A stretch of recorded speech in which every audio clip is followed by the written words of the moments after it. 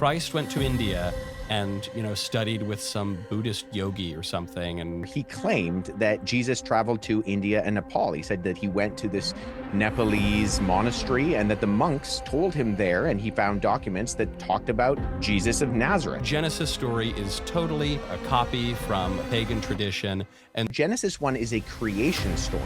The Enuma Elish is the Babylonian origin story. It's similar to when people say that Jesus is also copied from ancient pagan deities. Did Jesus really go to India after he was 12 years old and become a Buddhist monk or a Hindu guru? Well, Wes Huff is here to debunk all of these myths and claims that a lot of skeptics love to make, and it blows Michael Knowles away. So let's get right into it, guys. Shout out to Michael Knowles and Wes Huff. This is absolutely fascinating. have you ever heard the story that Christ traveled to India? And I've heard some of the ways I've heard this told is Christ went to India and, studied with some Buddhist yogi or something and learned the sitar like George Harrison, and then came back to the Holy Land. And that's how you explain Christianity. Yeah, well, this one actually comes from, there was an individual in the 19th century, a Russian individual named Nicholas Notrovich in 1894, who wrote a document where he claimed that Jesus traveled to India and Nepal. He said that he went to this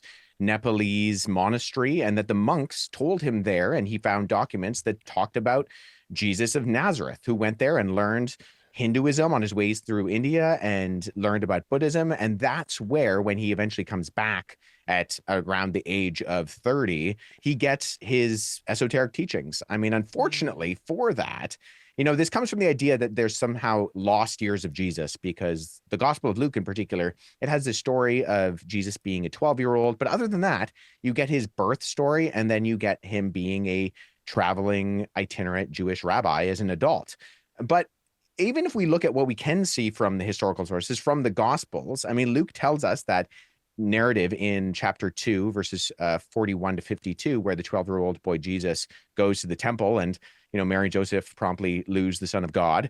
And it says there that Jesus grew in wisdom and stature and in favor with God and man. And so that implies that he's at least there doing that, growing old as a human being. Matthew's gospel, actually, in chapter 13, when Jesus goes back to Nazareth to teach, the crowd, they respond by saying, isn't this the carpenter's son? Isn't this Mary's name? Isn't his mother's name Mary? And aren't his brothers James, Joseph, and Simon and Judas? And so that at least implies, this is the equivalent, I've heard it said, of someone saying like, hey, isn't this the guy who we went to prom with? Like, they know who Jesus is, right? So they're very familiar with him. So if he had left and become some sort of traveling Jewish sage who learned Buddhism and Hinduism, you wouldn't get this kind of response, because what we see when we eventually do get Jesus as the adult is that he is a first century Second Temple Jewish rabbi. We're not seeing multilingual, cosmopolitan,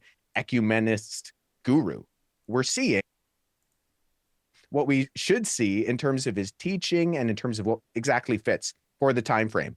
Jesus is a person of his day in terms of being a first century Jewish individual. He's communicating Jewish things, and his influence is the Hebrew scriptures. And that makes sense. That's fascinating.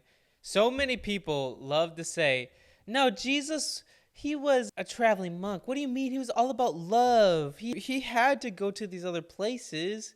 Like, he wasn't like the Jewish people. Oh, sure. Even though he practiced all of the laws of Moses, they added the most important things in the Bible, and that's it. This road, I recall our Lord opening up the scriptures, not the Bhagavad Gita. And Yeah, even, that's right. as you mentioned, Christ grows in wisdom and in stature. He is subject to his mother and stepfather after they find him in the temple. So there's another irony, which is there's a story that St. Thomas the Apostle goes to India. And I've actually been pretty close to where he was. He should have landed down by the tip, and he died in Chennai, India, on the other coast. And I think there's a mountain there, Mount St. Thomas, I believe, where his body supposedly is. And there will be people who question this. They'll say it's so ridiculous to suggest that the Apostle Thomas actually made it all the way to India. But it's not at all ridiculous to suggest that Christ himself, about whose wanderings we know quite a lot more, that he went to India and learned how to become a yogi or whatever, and then came back, and somehow no one knew about this for 1800 years. The next one. The notion that the Genesis creation story is copied word for word from the Enuma Elish. It's just the fact that everyone wants to come up with their own idea of who Jesus is because they don't want to submit to authority. They don't want to submit to the Bible and what the Bible says about Jesus. They come up with their own fabrications of what they want to believe. Mispronouncing that. But this notion that the Genesis story is totally derivative, even a copy from a pagan tradition. And so, there's no reason to really give it any credence in a particularly Christian way. Yeah, well, you didn't mispronounce it, so you're not off to a bad start in that regard. All right. But the Enuma Elish it's a Babylonian origin story. And I think that's important to highlight that, Genesis 1 is a creation story. The Enuma Elish is the Babylonian origin story. Now, there's a subtle but important difference there because the surrounding ancient Near Eastern cultures, they believed that matter in the created order was more or less eternal. And deities come from the creation, whereas in the Bible, creation comes from the one true deity. And that's important to note too, Michael, because the Enuma Elish is polytheistic as its assumption. The idea of a single creator God who not only makes everything, but exists outside of time, matter, and space. That's a feature that separates something like the Enuma Elish and the book of Genesis. And in the Enuma Elish, the slain gods, because there's this big battle, they become things like the earth. And humanity springs from the dead gods. So Tiamat, the sea goddess, is slain by Marduk, and her body is split into two, and half becomes the earth and half becomes the sky. And that humanity is brought forth from the blood of Kwenku, Tiamat's advisor, who also loses the battle along with her. So we also have no linguistic parallels. So you can see the content is very, very different. And so if we're ascribing a word for word or a plagiarism, I mean, all you have to do is read each text and see, listen, that's not what we're dealing with here. And then if we look at the languages themselves, the Akkadian and the Hebrew of the Enuma Elish, and then Genesis chapter 1, the parallels, such as copying or plagiarizing for something like the Enuma Elish in the Akkadian text, and then the Hebrew Genesis, I don't think evidence literary borrowing, and there are no legitimate connections between the content. So though both are Semitic languages originally as they're written, I don't think we have an issue of causation, right? We have an issue of correlation in sort of broad ideas that are general ancient themes. But in terms of trying to establish a correlation versus causation issue, if we want to say that something like the Enuma Elish is word for word of Genesis, we need to establish a causative link, and we just don't have that. And there's nothing anywhere close to being word for word. The only thing similar is they talk about how the universe began, kind of, and also they talk about how there was chaos and it was brought to order. But completely different. Of course, a religion is going to talk about an origin story. Like, how did things begin? But the problem is, the Enuma Elish talks about the origin story beginning with chaos and fights and gods going back and forth, and that's how the world began. And the Bible says that in the beginning, God created the heavens and the earth. He created it from nothing. People say this. Is the answer as simple as just sheer ignorance and presumption? Is there any other reason why they would draw this parallel?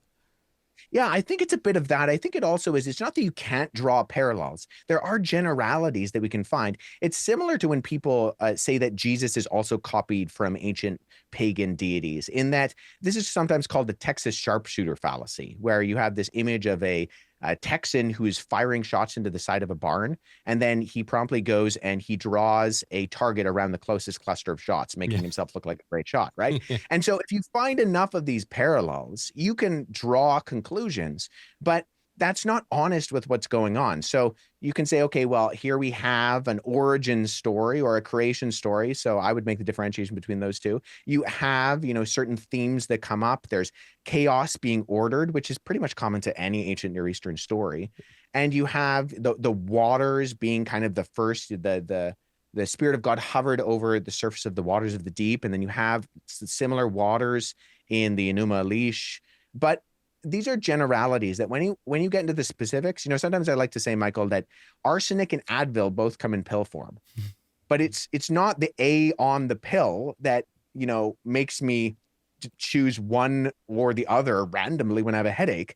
It's the differences that make the difference. And in this case, there's a little bit of ignorance, there's a little bit of cherry picking, and there's probably a lot of wanting to downplay what Genesis actually is and its implications for the rest of the story that plays out. All right, well, that's what I totally think. I think it's a big downplay of people wanting to debunk Christianity, people wanting to save face for anything that they want to do and say, well, the Bible's just a copycat of a copycat.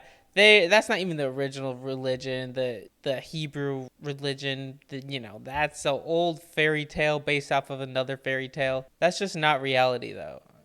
There's no one like Yahweh, and there's nothing like the Bible. Rest of the Bible. What about the claim that the Ethiopian Bible is the oldest Bible that we have, and therefore, I actually don't know that this would necessarily follow even that dubious premise. Therefore, the Ethiopian Orthodox Church is the first church, perhaps even the true church. I like the Ethiopians quite a lot, but that seems like a bold claim.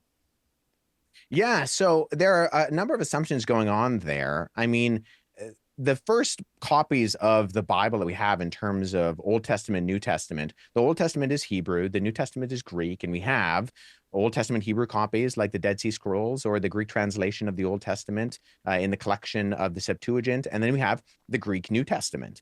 So the Ethiopian Bible is written in a language called Ge'ez, and our oldest copy of that comes in the form of a collection of manuscripts called the Garima Gospels, from potentially as early as the 4th century, but the extant manuscripts go anywhere between the 4th and the 6th centuries. But this is only the 4 Gospels, and they're very much a translation from the original Greek into the ancient Ethiopic language of Ge'ez.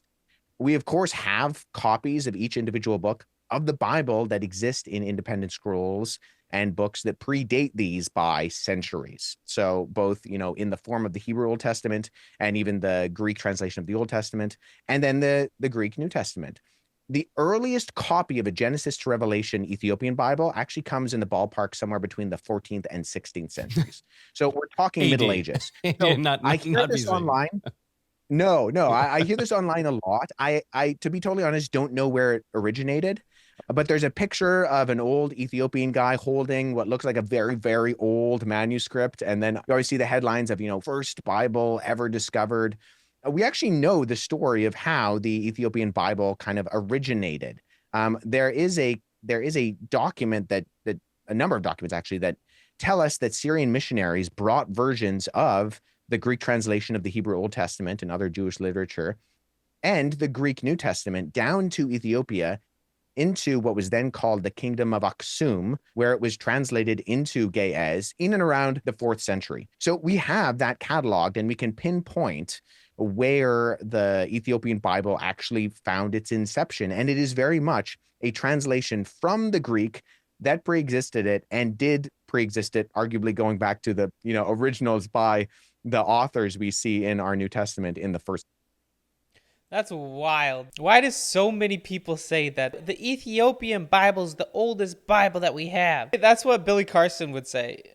He's like, it doesn't say that in the Ethiopian Bible, like Jesus dying on the cross or something like that. Even though we have the Sinaiticus Bible, and that's the oldest Bible that we have, the oldest manuscript that we have. And it's literally just the same thing that we have today, except it's translated from Greek to English in our English language. Guys, the Bible is reliable. And that's what's truly amazing. Yeah, this one was a bit of a head scratcher when I read it because of the fact that I'm certainly not a Bible scholar, but because the Ethiopian Bible is translated from the Septuagint, that means the Septuagint preexists the Ethiopian Bible. I think people just like it because Ethiopia sounds kind of exotic, and because they like the idea of the Book of Enoch, which is Yeah. included in the Ethiopian canon, but not in the Western canon. Maybe we'll get to that in a little bit. They love the Book of Before we Enoch. get to that more legitimate and substantive question, though, I want to raise another really stupid point that people bring up, namely that magic mushrooms, like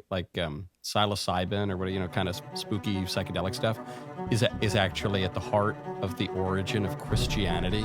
I don't have a bong on set that I can rip before we delve into this very silly suggestion, but have you heard it before?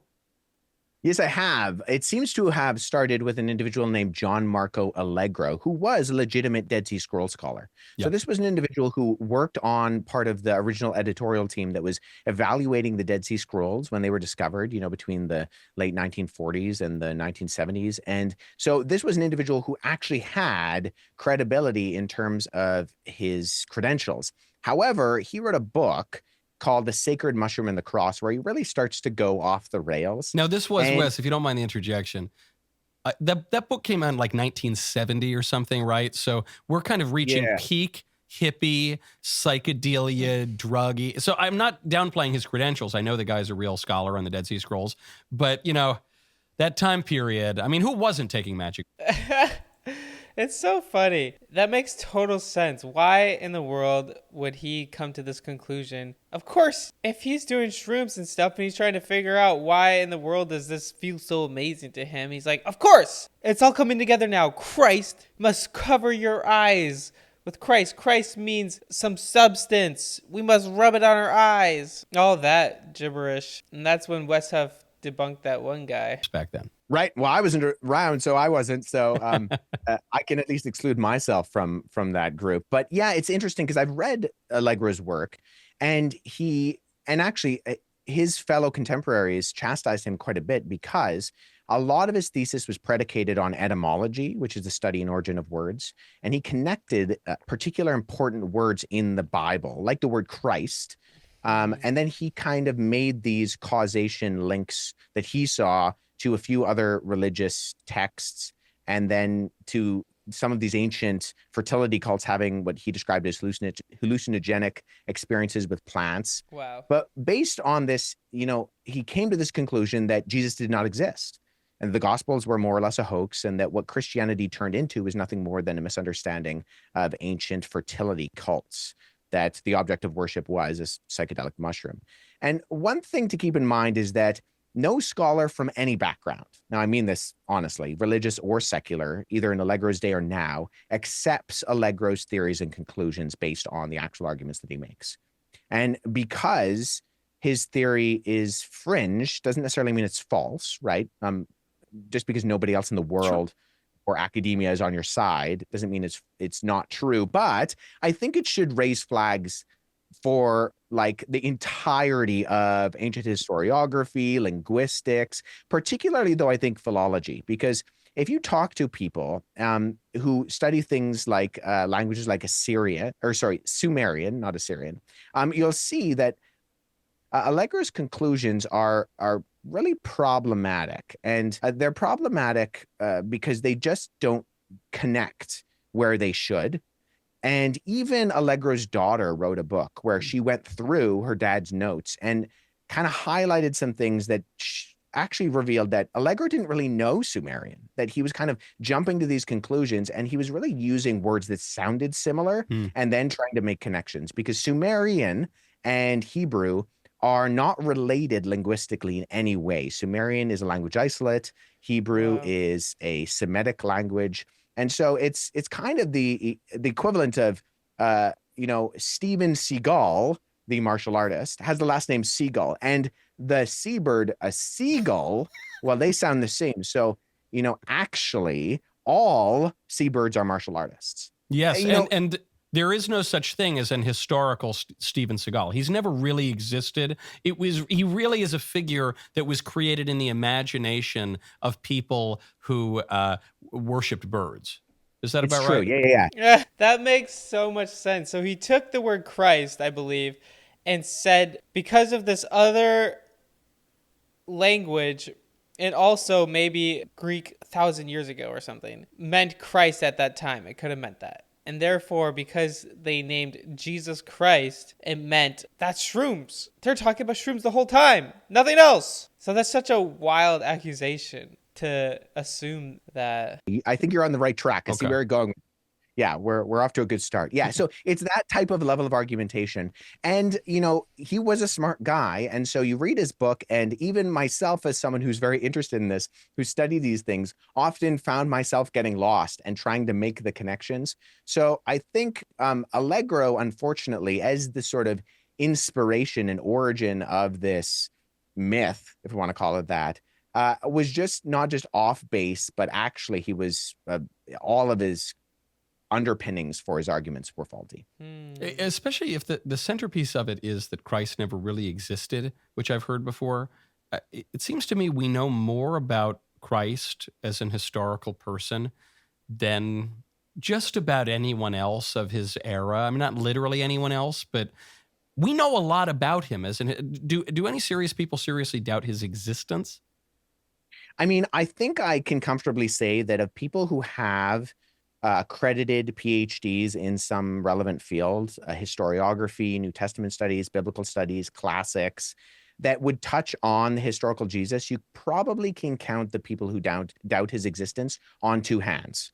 And that's probably for everybody who's currently holding an accredited degree in those fields right now. So it's not that nobody does, but it's that it's the evidence, like you said, Michael, is just so overwhelmingly substantial that even if you want to be a hyper skeptical scholar and say, well, we really can't know anything other than he was probably baptized by John the Baptist and he was crucified under the leadership of the Roman governor Pontius Pilate, but really nothing else we can say about him. I mean, that's still granting that he existed, that he was, an influential Jewish rabbi, and that he was crucified.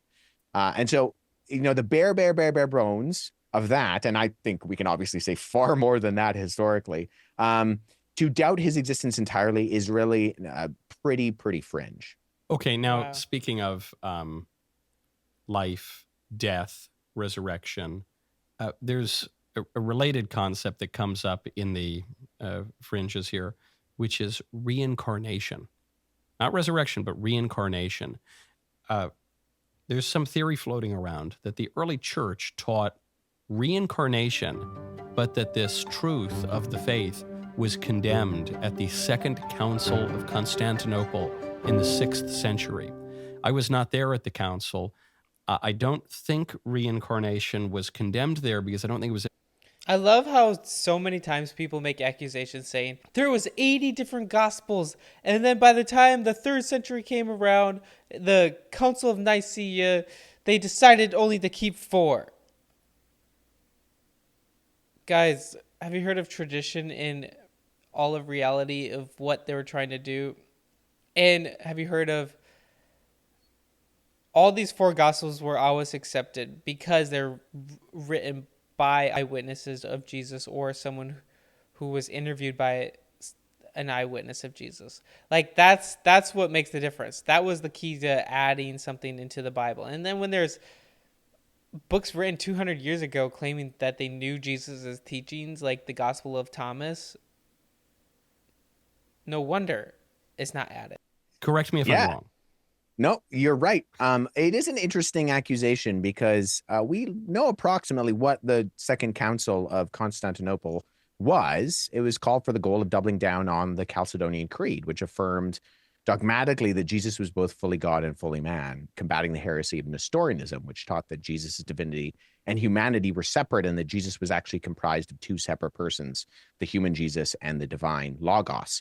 And so you would first have to establish that something like reincarnation was even on the table for this conversation. And also you have to account for all of the manuscripts of the Bible that predate the 6th century and would not have been known at that time, because we have copies of, say, the Gospel of John, the Gospel of Matthew, certainly all of the Pauline epistles that were buried in places like Egypt and Syria hundreds of years before the Council of Constantinople ever happened. So if we're pulling out a doctrine, we really have to ascribe some sort of almost omnipotent ability for the individuals at this time to go find these manuscripts, alter them, put them back in the sand for us to find, in the 19th century, and date them to that time and do this systematically throughout all of the ancient world. And I think this brings up an interesting point, Michael. These types of accusations, reincarnation not being compatible with historical Christianity or ancient Judaism aside,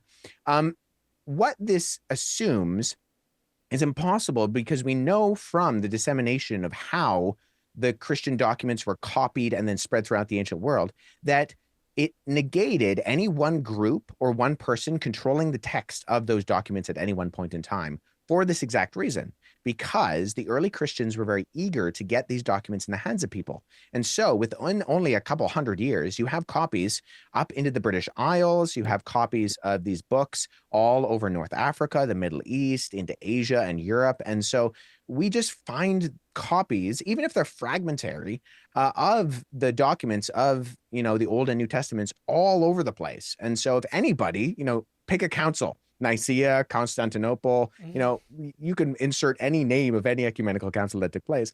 If you want to say that they did something in terms of editing a doctrine or a concept, you have to account for Christians writing in previous centuries, the manuscripts of the Bible, and it's an impossibility. Yeah, it must have been a real hassle, to send. Wow. Shout out to Wes Huff debunking all these haters. Absolutely fascinating stuff. Guys, the Bible is reliable and we can trust in it. We don't have to be worried or afraid whenever someone makes wild claims about the Bible. They say it's not real. They say it's fake. They say it's debunked. It's been altered. It's been translation of a translation. It's all a lie. So guys, I encourage you to go to Jesus today. Know that he loves you and he's longing to have a relationship with you. Put him first. It will be the best decision you could ever make, I promise you.